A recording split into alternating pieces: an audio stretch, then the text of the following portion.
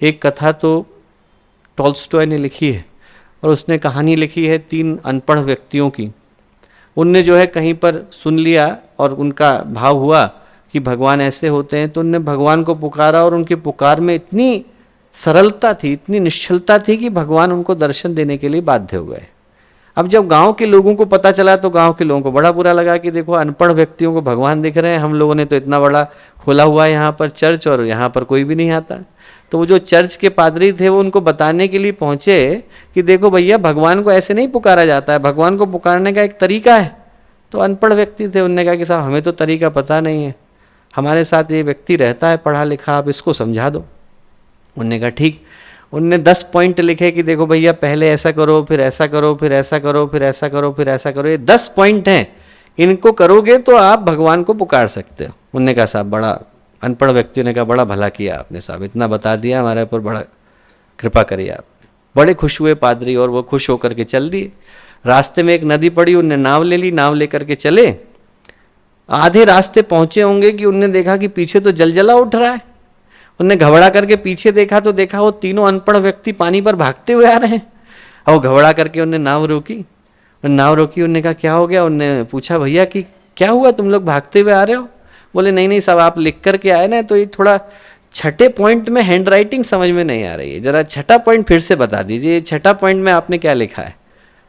वो पादरी बोले कि भैया छठा पॉइंट छोड़ो, ये बताओ तुम पानी पर कैसे भाग रहे हो?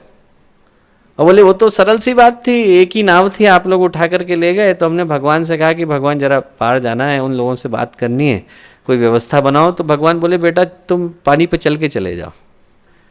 वो पादरी बोले कि भैया तुम भूल जाओ, जो छठा पॉइंट है वो भूल जाओ। बोले जो आप कर रहे थे वही सही तरीका है। जब व्यक्ति का दिल जुड़ जाता है, जब व्यक्ति का भाव जुड़ जाता है, तो हर चीज मंत्र बन जाती है। जो आप बोलेंगे वो मंत्र बन जाता है। अलग से मंत्र को करने की आवश्यकता नहीं होती, आपके मुंह से निकला हुआ प्रत्येक शब्द मंत्र है।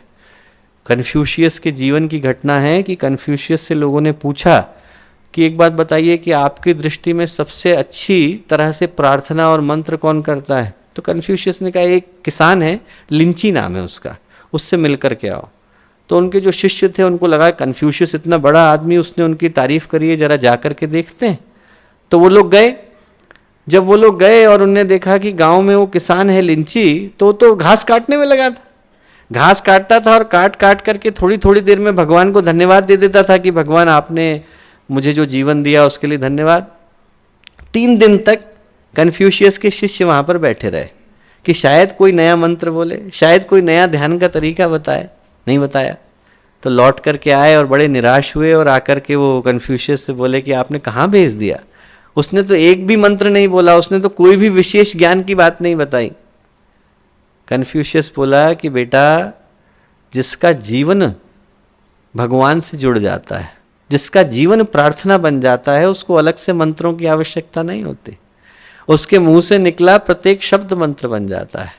जब हमारे जीवन का प्रत्येक कर्म भगवान को समर्पित हो जाता है तो जो हम बोलेंगे वो मंत्र हो जाता है, जो हम चलते हैं वो धर्म हो जाता है, जो हम करते हैं वो अध्यात्म हो जाता है। हमारा प्रत्येक आचरण अपने आप में एक विरासत बन जाता है, यदि हम लोगों के भाव निर्मल हो जाते हैं। भाव निर्मल हो जाएं, ये गायत्री मंत्र की सबसे महत्वपूर्ण शिक्षा है। हमारे YouTube चैनल शांति कुंज वीडियो गायत्री परिवार को सब्सक्राइब करें एवं बेल आइकन जरूर दबाएं ताकि गायत्री परिवार की विभिन्न गतिविधियों की जानकारी आपको मिलती रहे।